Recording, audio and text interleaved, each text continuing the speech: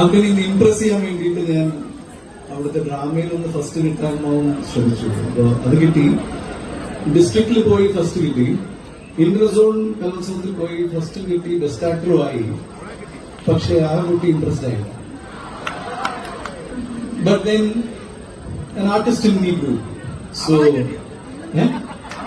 ഇല്ല, അതൊക്കെ ഇംപ്രസ്ഡ് ആയില്ല. ഇല്ല, അത് കിട്ടി. പക്ഷെ സിനിമ ജീവിതത്തിലേക്ക് വന്നു. So you never know. അപ്പോ ക്യാമ്പസ് എന്ന് പറയുമ്പോൾ lot of beautiful memories keep coming. അപ്പോ 3 of my best years എന്ന് പറഞ്ഞ പോലെ തന്നെ ചില സിനിമകൾ നമ്മൾ ചെയ്യുമ്പോൾ ചില സിനിമ ലൊക്കേഷനിൽ പോയി കഴിഞ്ഞാൽ എങ്ങനെയും തീർക്കാൻ മതി. ചില സിനിമ ലൊക്കേഷനിൽ പോകുമ്പോൾ you don't want to get over.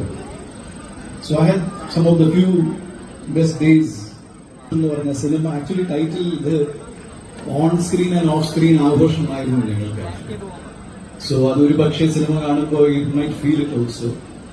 And ഈ പറഞ്ഞ പോലെ we all need your support. And I am very happy that ഈ ഒരു സമയത്ത് ഞാൻ ആദ്യമായിട്ടാണ് ഒരു ഫെസ്റ്റിൽ ഇത്രയും ലേറ്റ് ആയിട്ട്.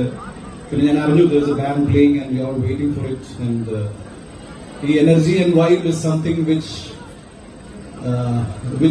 gives us energy. അപ്പോൾ ഞങ്ങളെ ഭയങ്കരമായിട്ട് ഇൻസ്പയർ ചെയ്യുന്ന ഒരു കാര്യമാണത്. So please